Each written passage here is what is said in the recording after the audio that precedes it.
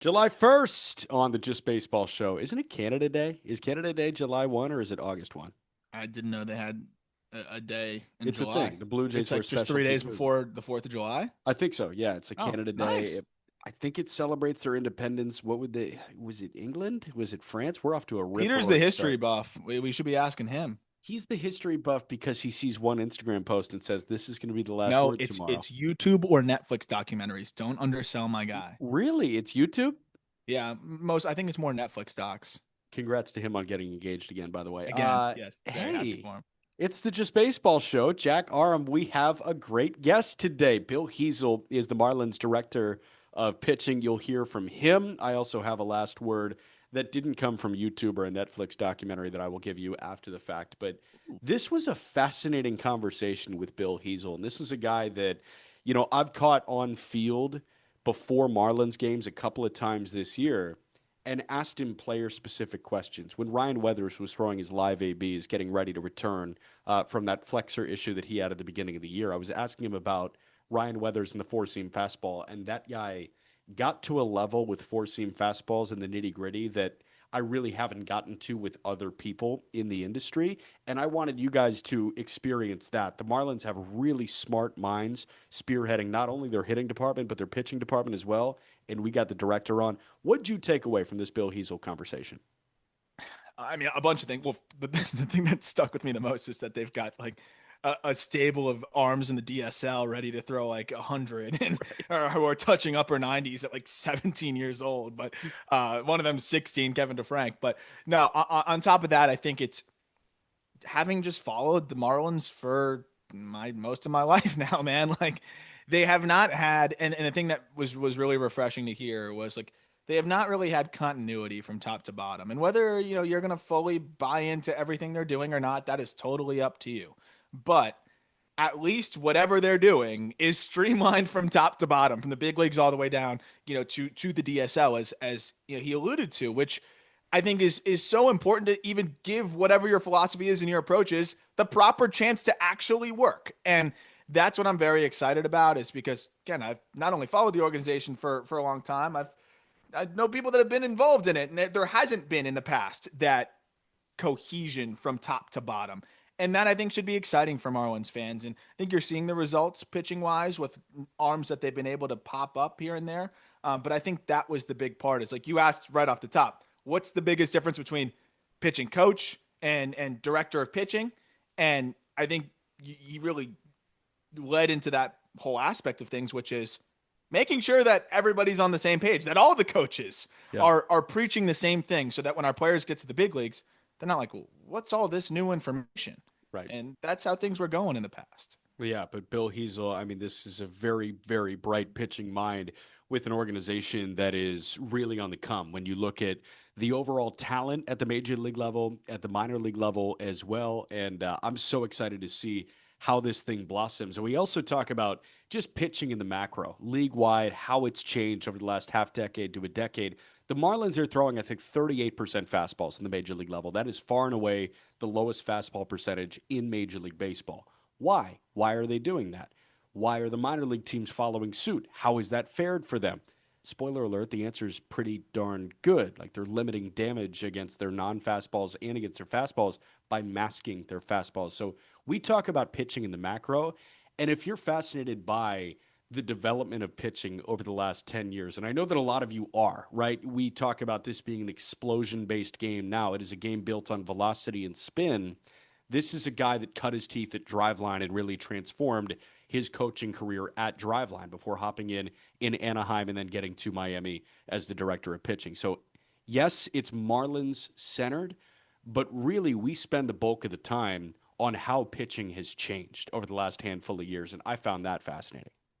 That was the part I was probably as excited about as any, just because it's just this. We always talk about how baseball's so cyclical, and Right. talk about like sweeper usage and just the conversation around that, and actually having him push back a little bit, and like, yeah, people have talked about sweepers maybe not being as effective. I think that's overblown, and citing some of those reasons why. And then Ronnie Enriquez being actually one of the best examples of that. He throws a sweeper more than his outlier fastball, and that sweeper dominates. So there's a lot of really unique components to that conversation that was fun for me, and just because the game is so rapidly changing all the time on the pitching front. And I had it in front of me as we were talking to him, just fastball usage by year. And as recently as 2015, they were throwing fastballs across the league at a 58% clip. So major league-wide fastball usage was 58%, Yep. and Yeah. now it's what, 46?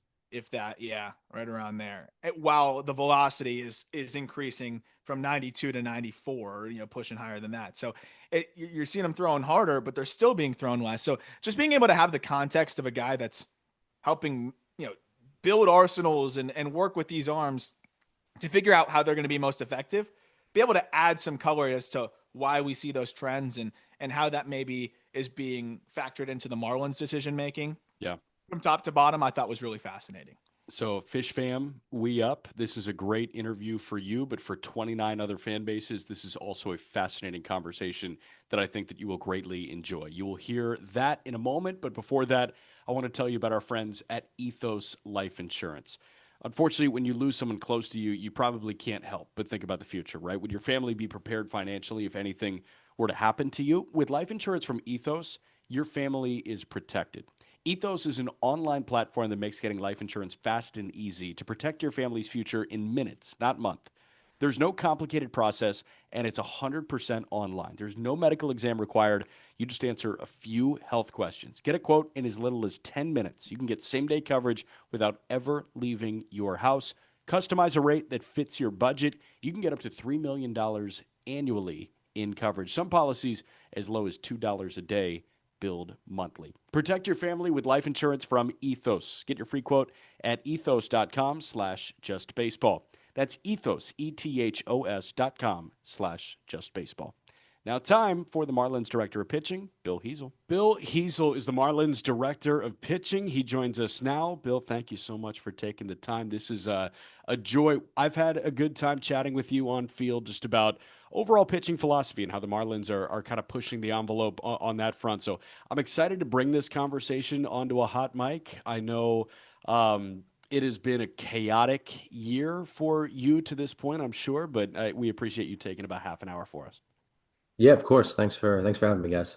So I want to start first and foremost with the difference between being a director of pitching and being a pitching coach, because obviously Daniel Moskis is the one that is making these mound visits and everything like that.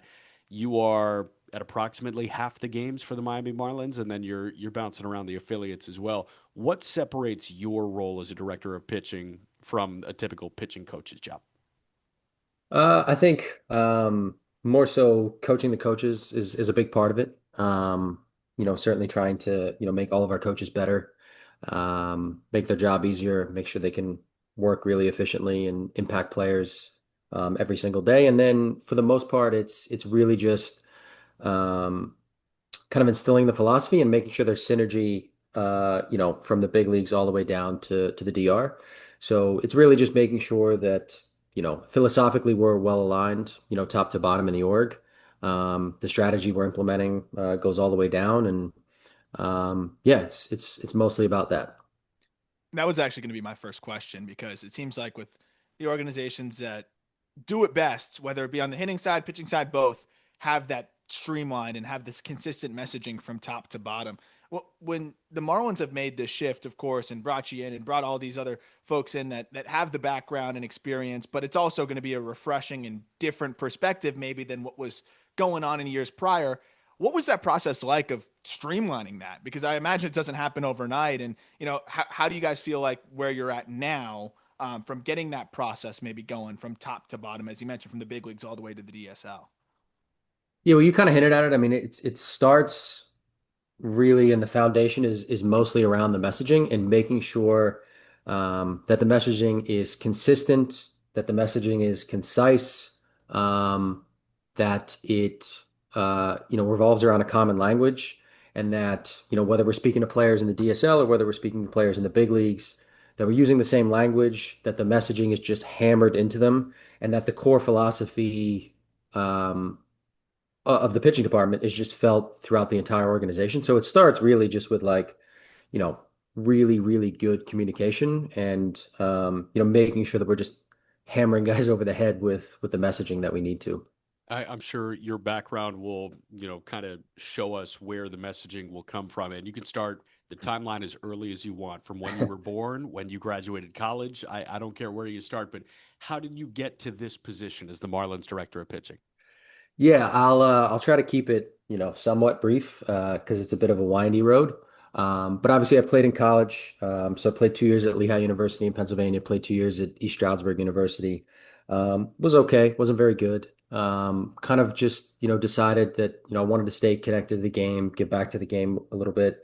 My dad has coached his entire life, including when I played, and still coaches now. And so started coaching at a junior college, eventually moved to a D3 school, all in Pennsylvania. So started my coaching chops really, at the lower levels. Hugely impactful for me. And then started working at Driveline, moved across the country. So I was at Driveline for roughly 4.5 years, was the director of pitching there. And then from Driveline became the big league assistant pitching coach for the Angels. Was there for 2 years, and then yeah, now I'm here in Miami. Aside from just being surrounded by a ton of incredible pitching minds, what was the drive line experience like for you in terms of maybe just learning on the fly there? I imagine you're getting different types of pitchers, right? Different strengths, different weaknesses, pronators, supinators, guys that throw from all these different angles. How much in that process, just in a couple years there, did just having all of these different types of arms with different strengths and weaknesses maybe gear you up to have the ability to do what you're doing now? Because that's the first thing I think of is like, okay, you're in low A one day talking to a pitchability lefty, and then you're in triple A or the bigs another day with a flame throwing righty who's maybe trying to rein it in a little bit. Did Driveline prepare you for that? Yeah, I mean, I think the thing that was like so unique about working there is obviously they're just like were and still are on like the bleeding edge of like everything in pitching and really hitting as well at this point. But I think the big thing is we didn't have to worry about wins and losses, and so it really allowed us to push pretty hard on everything else. And it's just such a unique place that you really have open access to everything from the second you walk in the building.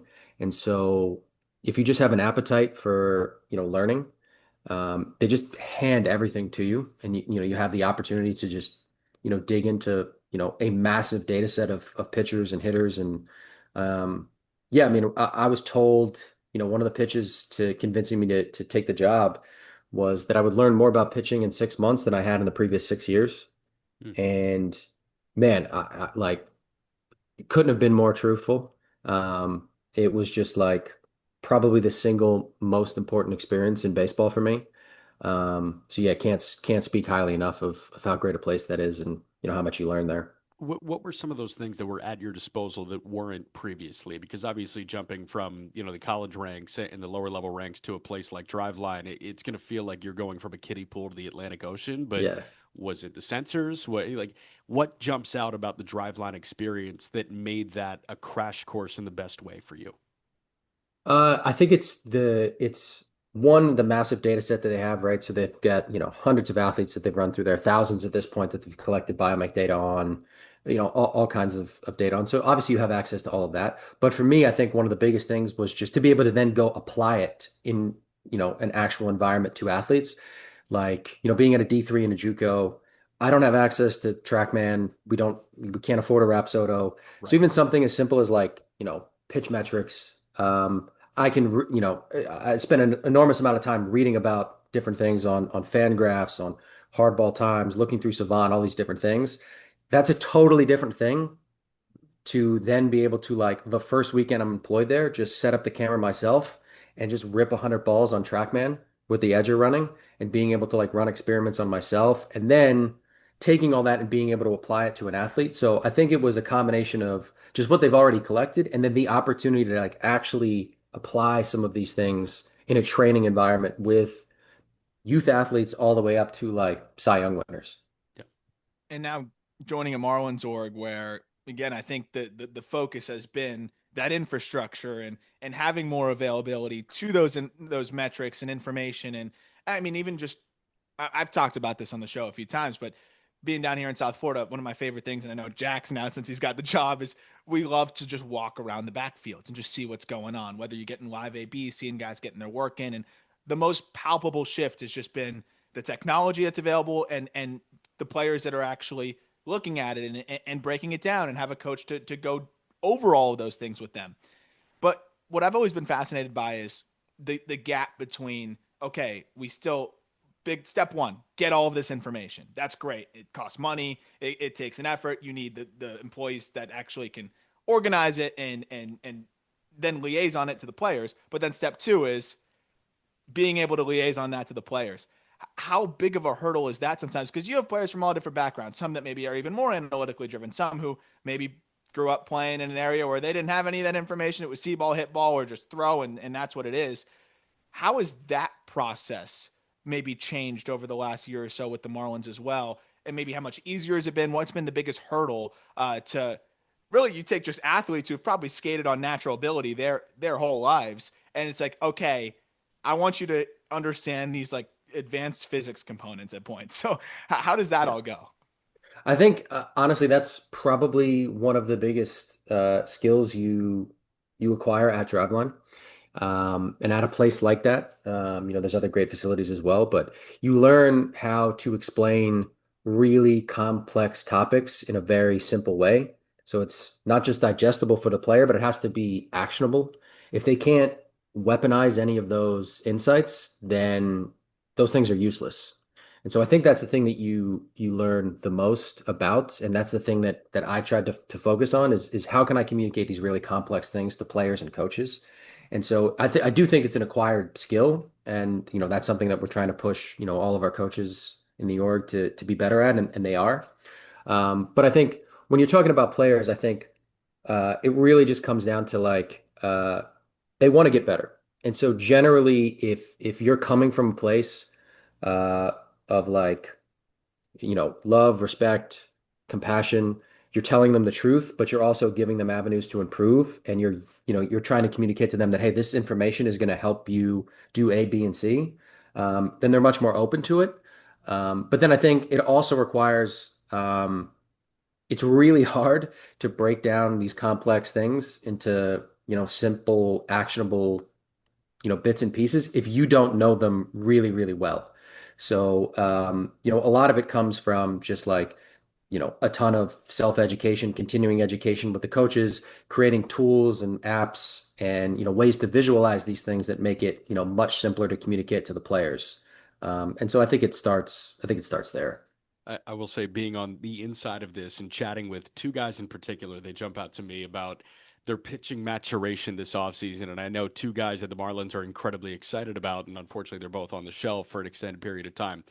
Having conversations with Ryan Weathers about pitching and having Yeah. conversations with Max Meyer about pitching sound very different, but they're both immensely talented. And Weathers, it sounds like you're talking rocket science with him. And then with Mhm. Meyer, it's like, yeah, no, I'm gonna rip it, and I feel good ripping it to both sides of the plate, and like that's kind of where the conversation is. But it seems like they're both getting the pillars of what you guys are trying to preach. I am curious about Orion, and we're going to talk Mhm. about some other guys a little bit later on in the show. But with Ryan Weathers, what does that conversation sound like between you and him? Because this guy is son of a big leaguer. He's got one of the best lefty fastballs in Major League Baseball, and he understands literally everything that you may throw at him. I mean, I think it's first you got to meet the player where they are, right? So like just like you said, that's exactly what we're trying to achieve, right? The way Max might communicate like our core pitching beliefs or philosophy and the way Ryan may communicate it, the words themselves might be different, but the core messaging and the principles and the foundation of it should be exactly the same, which is I think what you're alluding to. But with Ryan, he's just, he's really curious. He's very driven and he wants to be really, really, really good. And for him, he's very curious about, anything that can help him do that. And if that means getting into the weeds on specific pitch metrics, then that's what he wants to do. I know there's been, in spring training is a great example. There's a couple times I think, I'm watching the game with Ryan and, I think we were watching the spring breakout game Yeah. and we had a couple of our big league group there watching the game. And I was sitting with him watching the game, and just like every other pitch, I have the live dashboard up so I can see all the pitch metrics as every pitch is thrown. And so, every other pitch from one of our guys, Ryan's just like, what was that? What was the carry on that? What was that? Like he just wants to know all of those things. And so he's super, super curious, whereas someone like Max is also really, really curious, really driven, wants to get better. But Max is more just like, tell me exactly what I need to know and what I need to do so I can go and execute it and only focus on those things. So again, I think the core is exactly the same. They understand, what we're trying to do really well. But again, you gotta meet the players where they are. Jumping into kind of a philosophical question here, how much of your research, of course, you're looking at your pitchers mostly, and I think that's the focus. How do I take this guy and get him to be the best he could individually be? But how much are you looking at hitters across the league and what's going on, right? Like league averages from uh, Yeah.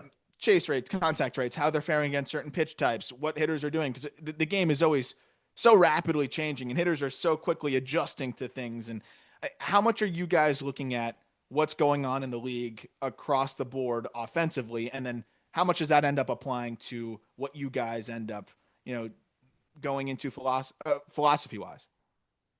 I think it's probably less than you would actually think.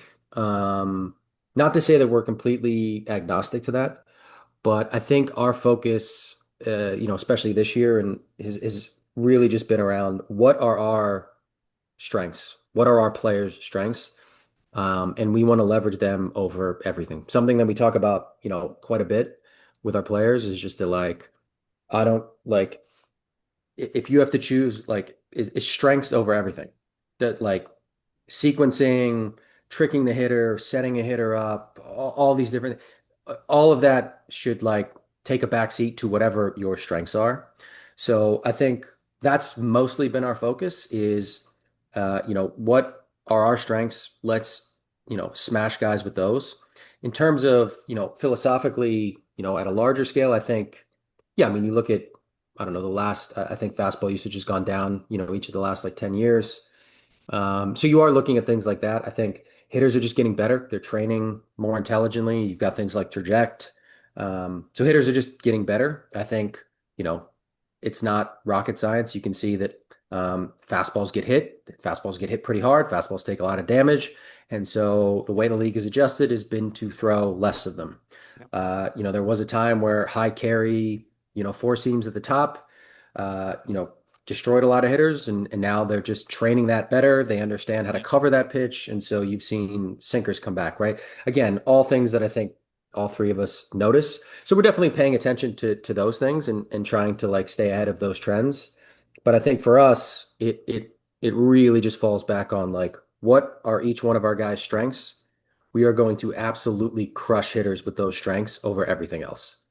Bill, we've talked about fastball usage for the Marlins as a team and as an organization as a whole, and you guys are at the extreme when it comes to fastball percentage as a Major League Baseball pitching staff. You guys are the only team in Major League Baseball with a fastball rate under 40% at this point. And oh, by the way, that's kind of instilled throughout the organization. And you were mentioning the lack of damage being done, not only against big league pitching, but against minor league pitching as well. Can you key us in to exactly why the fastball percentage could be so low within the Marlins organization?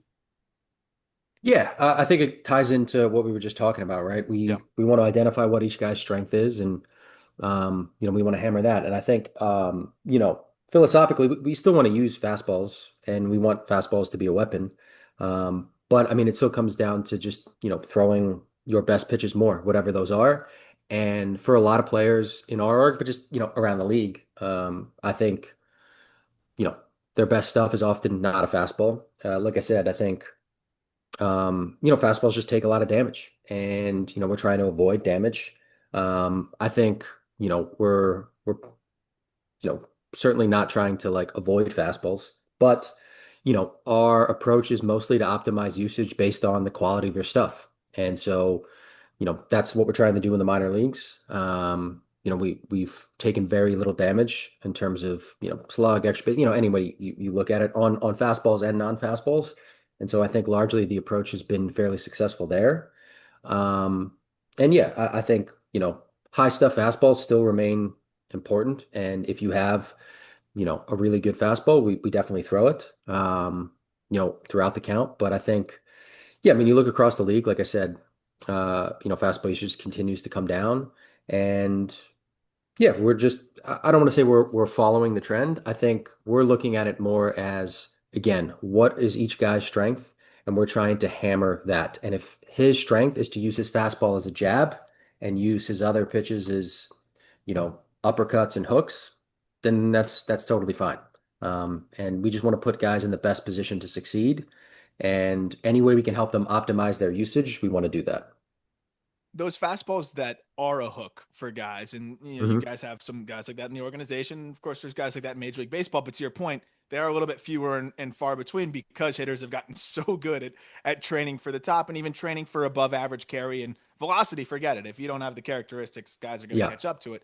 What are, outside of maybe the very obvious, what are some components to a four seam fastball and maybe a sinker slash two seamer that make it a right hook in your eyes, that really make that fastball a big time swing and miss pitch?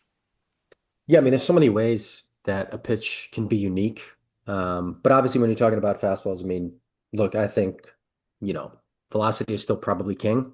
There's certainly some sort of like ante to play, if you will, right? If you don't throw hard enough, then it requires the pitch to, maybe be unique in some other ways. And so there are certainly guys that don't throw super hard that have a really low release, or they throw a sinker that's really steep. And so there are a lot of ways to make the pitch unique. But I think at the core, good fastballs are thrown hard. And then, generally they have some sort of, additional outlier characteristic, right? So they have a ton of rise. They have a ton of sink from maybe a very high slot. They have a ton of rise. They're thrown really hard from a really lower release. Someone like Ronnie Henriquez comes to mind, I right? was ready. I had the question Yeah. dialed up for him. Oh yeah. Oh yeah. And so again, I think, those fastballs that can be used a little bit more are generally thrown really hard, and or have some other outlier unique characteristic, whether it's a ton of rise, a ton of sink, relative to their arm slot, which is really important. They're creating some sort of movement outside of the expectation that the hitter has for the pitch. I think those probably are the primary characteristics for, fastballs that can be really, really successful. And then obviously too, you do have guys like Ranger Suarez, or, you have these guys that maybe don't have those outlier characteristics, but they just dot, which is a little bit more rare, but is still, even in 2025, extremely effective. How do you measure that? I know we have like Command Plus and Stuff Plus, but we talk about it sometimes. Like I'll go through the Stuff Plus leaderboards and like we'll just Jack and I just I feel like an old man yelling at a cloud a little bit sometimes when we're going through that. I understand that it's a really good measurement and helpful tool, but I'd imagine command side of things too. Of course, you can look at strike throwing, you can look at heat maps and stuff like that. But when it comes to the metrics and that side of things, and I think even with the command and deception and those things that maybe don't totally show up, how challenging is that part of the job to balance things as well? Because sometimes we'll be looking at a guy, especially on the call up when we're doing the prospect show, and it's like this guy's fastball is dominating, but you look at the characteristics, nothing's outlier. It's maybe slightly above average across the board, but there's just some funk built in there or something like Hmm. that maybe some of these models don't totally measure yet. It's very subjective, but the results are objective. Hmm. What's that aspect of the job like, and how do you maneuver that? Because I imagine that's just experience accumulating when you can Yeah. just apply that. Yeah, I mean, quantifying command is still pretty difficult for a lot of teams, and just in baseball in general. Um, Obviously, the big part is just it's hard to know exactly where a pitcher is trying to throw the baseball. And then there are times where a pitcher might be trying to throw it to a certain location, but the catcher might set up his target in a Exactly. way, where he's trying to aim might not be where he's actually wants the pitch to end up. Teams often look at like a common misdirection for a certain pitch, and so a catcher could set up to try to offset that. So quantifying command is really difficult. And then additionally, stuff is just much stickier than command, right? Like stuff doesn't really ebb and flow over games, over seasons generally, right? Like, a guy who throws 95 doesn't just all of a sudden throw 89 in one game, but Some guy may have pinpoint command one game and then it might be so-so the next game. So yeah, command is just, really difficult to quantify. There's a lot of different ways to try to do it. We have obviously our own internal, location grades and, the stuff that we look at. And generally, when you do look at that, you can see that well-located pitches, whatever that means for you or the org you're with, they just generally outperform, right? Like we know that. So as much as we're kind of stuff first and pushing stuff, like there's no question that command, throwing to really good locations, given the count and the batter handedness, are just really, really important and are just always going to like uptick the overall effectiveness of the pitch. In talking to you and other guys around the organization, it's clear that command and overall, strike rate control are really important. First pitch strike, very important. You guys use the term count leverage and winning the race to two Mhm. strikes. Like you want to get to two strikes before two balls. I am curious, Bill, aside from fastball usage and the emphasis on throwing your best pitch more, are there any other macro trends that you've seen around pitching in general in baseball over the last half decade or a decade that jump out to you that maybe underappreciated by the typical baseball fan? Uh, yeah, I think you're seeing more and more like middle targets from catchers.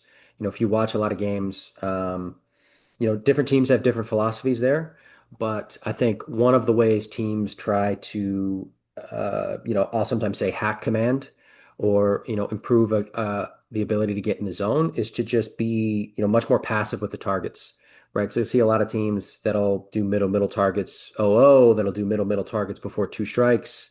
You'll see teams that, do something similar to what I said. Try to look at, if there's a common misdirection or, a way a specific pitcher misses on a specific pitch, Yeah. the catcher will try to set up in a target strategy that kind of offsets that.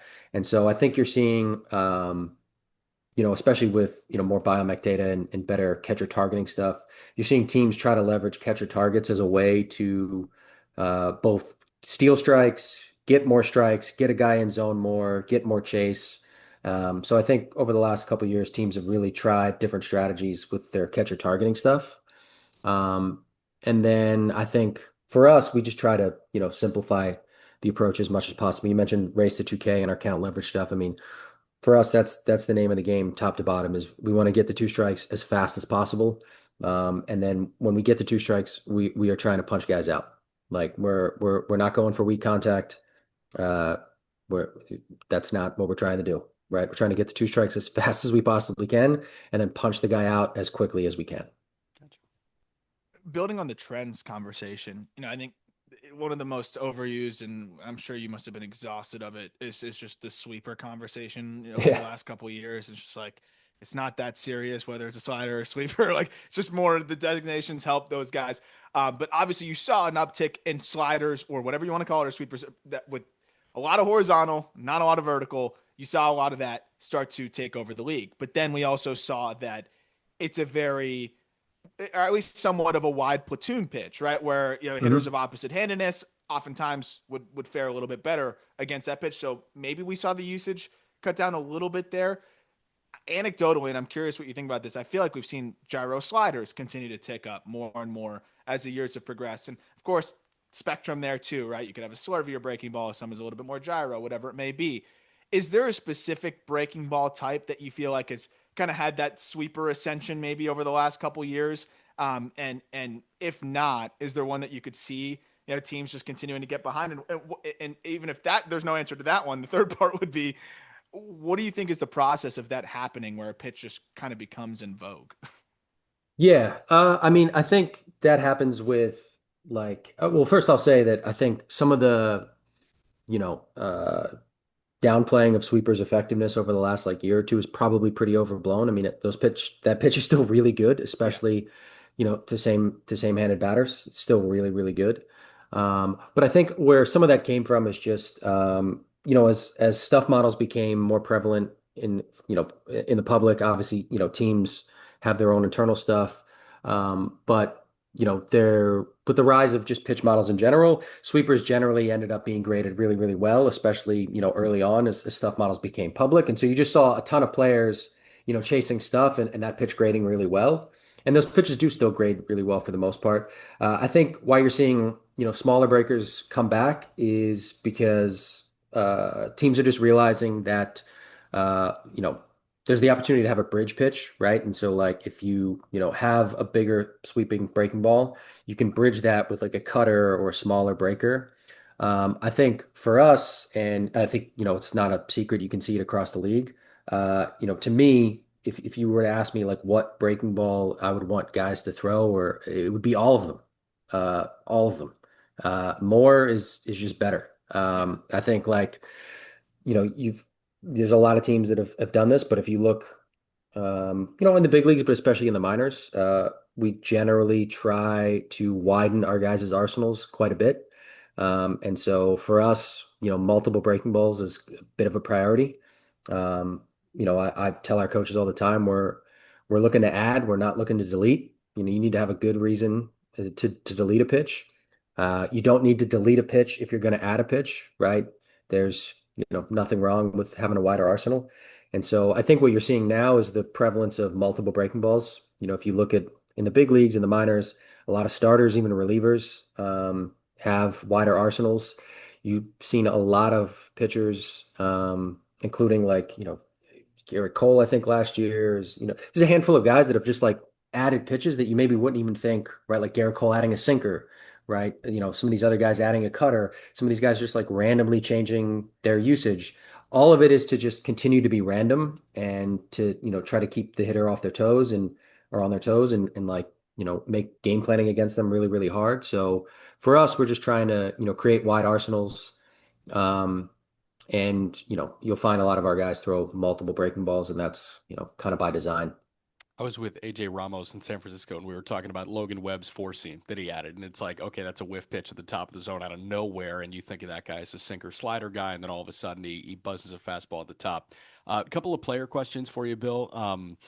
There are some guys that are really solid, like tantalizing talents for the Miami Marlins right now. You mentioned Ronnie Enriquez. That guy looks like a future major league closer.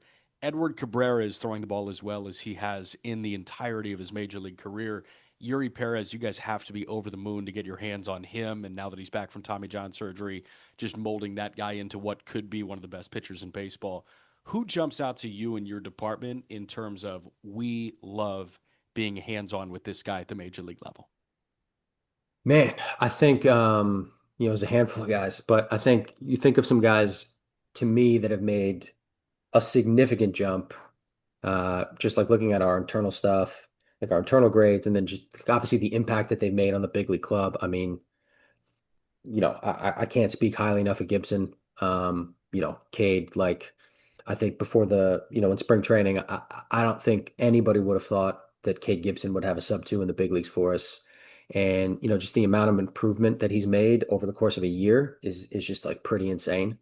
And so Cade certainly comes to mind. Obviously, Jansen is unbelievable. I've known Jansen for a while. He's trained at Driveline for a while, so I've worked with Jansen a little bit before, but just like significant improvements to somebody who was already pretty good. And so those two guys certainly come to mind. I think, you haven't seen a ton of them yet, but you will. But, Josh Simpson comes to mind, someone who, again, like I think, going into spring training, people probably knew who he was, at least, internally, but to think that, he's going to be someone that's getting left-handed hitters out for us out of the big league bullpen. You think about the pitches that he's added, the way he's, widened his arsenal is pretty incredible. And yeah, so I think those guys come to mind. The other one, honestly, that comes to mind, which, is really exciting to me is Phillips. Tyler's made some significant jumps. He works his ass off. And so I think those guys come to mind. Obviously, we already talked about Ronnie. Right. And then yeah, we touched on Max and Ryan, but you look at just like the amount of improvement in, stuff, locations for some of those guys, it's been pretty incredible. And they're like some of the biggest movers in our entire org. And Josh is also awesome guy, very easy to root for, and an awesome story. But to that point, like there's so much to be unlocked. I think with these players, where you never fully know maybe what you got, or at least you guys maybe have an idea. But look at Ronnie Enriquez. He was claimed off of waivers, right? Like what's that process like in terms of okay, this is a guy that we like some of the components? Is it, oh, we think we can adjust the usage, or what are the things that maybe you look at when a guy hits the waiver wire? I assume, it's a very collaborative conversation. I don't want you to peel all that back, but just of like, hey, this guy is not near reaching his potential, because we were just talking about Otto Lopez, a guy that also hit the waiver wire twice. That was claimed by the Giants from the Blue Jays, and then now the Marlins, and now teams would be lining up for an opportunity to have an Otto Lopez. So that whole component and that whole aspect of things, I think, fascinates fans. It's like, how do you not know what you have? But I think it's also the underrated part is the new organization that acquires that player knowing what they could have, and Yeah. how do you, I guess, just figure out what you could have, and how often do you feel like you're right or wrong about that as an org? Well, I think it starts like all those guys that I mentioned, I think are super interesting just because it's a credit to them for their openness. Like every guy that I mentioned, we added to their arsenal in some way, right? Like every guy. So, Gibson, we added a sweeper, Simpson added a sweeper, added a two seam. Um, you know, Ronnie, we added the sweeper. So like almost all of those guys we've added to their arsenal or made some sort of a change. And so but for that to happen, they have to be like willing to trust us, be open to it, and then our coaches have to be really good at, you know, designing the pitch, getting the grip right, getting them confident to use it in the game. And so it's a process. And so it's a credit to those guys to, with Jansen, even Jansen, it was like we convinced him to bring back the sweeper as part of his arsenal. So I think all of those guys, it's been an openness and then really, really great execution by our big league staff. But in terms of acquiring a player, I think with someone like Ronnie or really anybody, it's about knowing what are we good at, right? What are the things that if we get this guy, what do I feel really confident we could do? And so in Ronnie's case, I think obviously like just like an unbelievably outlier fastball. So, that's really attractive right out of the gate. And is really cool. And then I think the big thing was just, we were really impressed with the fact that like, for throwing that hard and having that kind of stuff already, he wasn't really walking a ton of guys. So we were really excited about that. I think the big thing was we felt like he's not missing as many bats as he probably could, and the strikeout rate probably wasn't as good as we thought it could be. And so we just figured, there's a second breaking ball there. We looked at some stuff and we felt pretty confident we could add that pretty fast, and we did. And then we really just tried to put a lot of education into like how good his stuff is. Show him, hey, look, these are the numbers. This is how good we feel like these pitches are. You don't have to be as fine. Your command's actually quite good, and you should be looking to punch guys out when you get the two strikes if you want to be a higher leverage guy. And so I think it was a combination of there were some things that were really, really attractive, and we felt really confident that we could add a breaking ball, we could improve stuff, and we could get more strikeouts. So I think it comes down to, does this player have something attractive? Yeah. What do we think is the missing piece? And are we really good at filling that gap? And can we do it really, really quickly? Because when you're talking about someone like Ronnie, who's going to be on the big league staff right Yeah. away, right? And so it's not something where it'd be like, well, if we get this guy over the course of the year, we could make this change. It's like we had to feel confident that we could improve things True. really, really quickly. So, Gotcha. Bill, he's the last one from me. We're seeing Thomas White go to the Futures game again. This guy has yep. been throwing the hell out of the ball right now. He's in Double A. He looked phenomenal through his front two Double A starts. What could make him a great pitcher in the big leagues? Man, I mean, the stuff is unbelievable. So for me, and Thomas knows this, we talk about it a lot. It's just he needs to be more aggressive in the strike zone, just all over the strike zone. The stuff is so good, and it's actually gotten better. Believe it or not, the stuff has improved with developing the breaking balls a little bit more. We made a change in the grip on the changeup, made that better. He added a two seamer, which is really good. So the stuff has gotten even better than it was last year. For me, it's just absolutely fill up the zone, just be even more aggressive, trust how good the stuff is. And I think, now that he understands how good the stuff is, and especially now that he's seeing himself get, you know, double A hitters out and he's going to have success in the futures game and, hopefully pitch good for the rest of the year. I think that'll help continue to build even more confidence. But for me, it's just be even more aggressive in the strike zone. If he's really aggressive in the strike zone, he's gonna be really, really good. Last one from me is building on the prospect side of things, and of course that's where I'm always loving to dive into. Is there a prospect arm that you believe maybe deserves a little bit more shine? Because of course people know Thomas White at this point, and understandably so because of the stuff as you mentioned, the numbers have been great. But is it like a Leomar Martinez at the lower levels? Is it maybe a guy out of the bullpen somewhere in high A or double A? Is there an arm or two that you really feel like deserves more love or more shine in this Marlins organization? Oh man, there's a lot. There's a lot. Man, so obviously, I think Josh Eknes is in like our top 30 at this point. Guys got the chance to see him at spring training, so he's gotten some love. Some other guys that maybe come to mind, Jake Faraday is in Jupiter for us. Throws 100 and has some really really great stuff. I think someone that probably doesn't get enough love is someone like Nigel Belgrave right now, who's in Double A, who's just like throwing the absolute crap out of it. Our Double A bullpen. I mean, we've kind of pushed some of those guys to Triple A, like Stanovich and McCamley, and Josh White, but those guys have thrown incredible, and so there's definitely some guys there. I will say, guys that do get kind of overlooked that have just been like unbelievable is the players we have right now throwing in the Dominican at our academy are unbelievable. The job that our coaches have done down there has been phenomenal. I mean, we have, you know, 5 or 6 guys down there right now throwing 100. We've got some really, really impressive guys down there. Um, yeah, I'm really, really excited in the next year or two for those guys to make it stateside. Um, yeah, the arms down there are unbelievable. Obviously, like guys probably already know Kevin DeFrank a little bit just because of, he was a bigger sign for us, but he's just like one of 5 or 6 guys that are throwing, upper nines 100 down there. So really excited to see those players come stateside. That is amazing. Bill Hezel, thank you so much for taking the time, man. I appreciate it. And all the best to the Marlins. Obviously, I've got some serious rooting interest there, and you do too. Yeah, yeah, thank you. Thank you. Thank you. We're playing well. We're just going to try to keep it going. 100%. The conversation with Bill, absolutely loved it.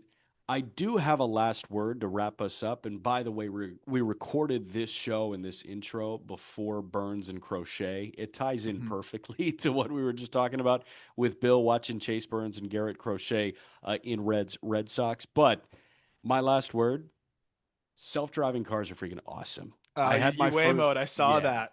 I had my first Waymo experience in San Francisco with my guy Steven Strom, and we were floored. And I was looking at Uber prices. The Uber was like $18 to get from where we were in San Francisco back to the hotel. The Waymo was like 22, and I said, you know what? Time to Waymo. Let's try this thing. I was stunned at how much fun I had there. And then I was with Craig Minervini and Gabby Sanchez, 2 awesome guys on the Marlins broadcast team, but older guys. Like Gabby, I think, is 43, and then Craig is north of 60. And Craig was really nervous. We were out at a dinner, and I was like, I'm going to call us a Waymo. And he said, no, I don't want to do that. I like humans driving my cars. And we You're get just in the car, and Craig is just sitting there in silence, taking videos the whole time. And we're like, what do you think? And he said, this is unbelievable. I never thought in my life I would see this. But the self-driving car thing, I didn't realize how freaking awesome it was until I got in. This is the future. Dude, I'm yeah, oh bought yeah. in. Oh yeah, and I think they're actually starting to make their way to Miami sooner rather than later. The wheel turning on its own tripped me out the most. I It think freaks just me watching out. that happen, but it's just it drives so it's not slow. So like it drives like a normal person, but also carefully. My thing about it is, especially living down here in South Florida, and I know now you're aware of this too. Everyone's always going to say like, oh, I'd rather, I'd trust a human or like I'd rather be in control or whatever. The same person that cuts me off and I look over and they're texting like, or Right. but if you have a world where there's Waymos everywhere, like you don't have to worry about texting and driving and things For like that. sure. And sure, maybe there'll be some things that they need to figure out computer wise, but I'm like very much on this. We talk about not even to get too deep into like statistics and things like that, but obviously there's a lot of bad things that come from distracted driving. Of If course. cars driving itself, it's totally fine. I just think it's hilarious that it's like generally speaking, a lot of the people that I've seen push back against it, that like even some of my friends and family, I'm like, you have a bad habit of being on the phone sometimes when you're driving. Like, how are you against the Waymo? Like that sounds great. You can actually be on your phone the whole time now. And you don't have to have one eye down and one eye up. Like just let the computer go. And I will trust that more than most humans, especially down here in South Florida. So I got down the rabbit hole and I saw a clip just a couple of days ago from Malcolm Gladwell, the author, and Malcolm Gladwell was in a Waymo in Phoenix, and he said, "I don't love it because you go to urban areas. There's a reason that kids don't play soccer on 47th Street in Manhattan." Because cars would run them over and kill them. But with Waymo, if you had all those around, they would just sit there and you'd be stuck in traffic and there would be no repercussions for bad pedestrians. And I was listening to that and I was like, dude, you don't get it, do you? Like I'm all about these cars being able to slam on the brakes as soon as they notice something in these high speed cameras. At the end of the day, pedestrians need to not be jackasses. So I couldn't believe it. I vehemently disagreed with Malcolm Gladwell's take on Waymo. I didn't know Malcolm Gladwell was in on the Waymo or Yeah, self-driving dude. And car he was like, "Yeah, I'm conversation. out." I'm like, "How are you out, dude?" I love that though. I'm telling you, it's fun. It's entertaining. It's worth a shot. It's not even sponsored. It doesn't have to be Waymo, another self-driving car, but I'm on board with it, especially because every time I'm driving home from Marlins Yeah, Park, Lone Depot, dude, I'm scared a lot of times a late hundred at night percent, from Miami to Boca area. Like it's a dude. scary drive. You see You some crazy shit. you would love to bring your laptop and just sit in a Waymo in the passenger seat and work on that hour drive Dream, home. dream, just write everything up. Absolute dream. Looking forward Absolute to that dream. day. But I got my Waymo, new car now. I got the Hyundai. It does not drive itself, but it's okay. it's okay. Electric, you're a better person than me. Yeah. Yeah, again, not sponsored, but Waymo, I'm a season ticket holder, pal. Every link you need is in the episode description. Obviously, no show tomorrow with it being a Wednesday. We are back on Thursday. For Aram, I'm Jack. See ya.